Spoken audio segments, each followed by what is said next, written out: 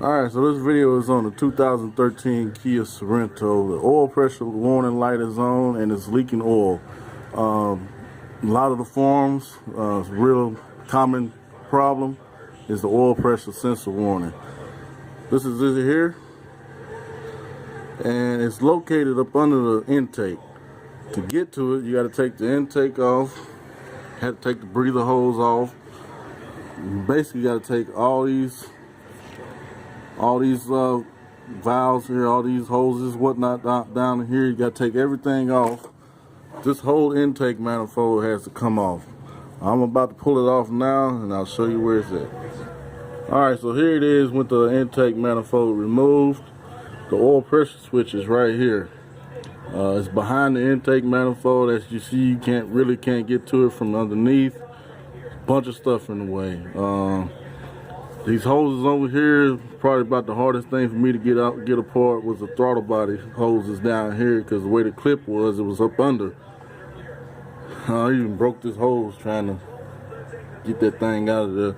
But anyway, once you go back to putting everything back together, don't be like me and forget to bolt this little thing back on right here.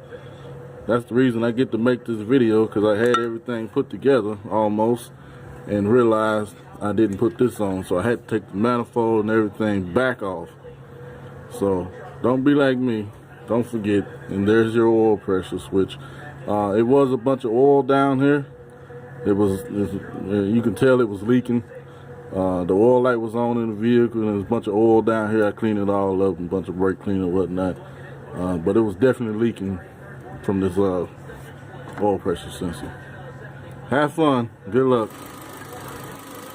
Alright, so here it is, 2013 Kia Sorento. Got it back running, got everything back together.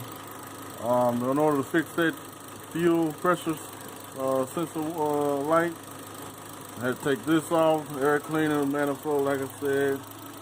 Yeah, all this down in here has to come out. The whole wiring, harness and everything. You got to go through and disconnect every little sensor. It's two of them on, or it's one on the throttle body, it's another one right here. Some of them down on the alternator and AC compressor is pretty hard to get to. But all this has to come off in order for you to be able to pull this intake manifold out of here. Down below, in order to get down below, all this gonna have to come off. The main socket size you're gonna need is a 12 millimeter and maybe a Phillips to take these out. But once you get this off, you can kind of get up in there. You're gonna need some long extensions. Probably need a little universal joint too. But yeah, it wasn't too hard. My main thing was I kept forgetting to put stuff back on. But as you can see, I've got it. And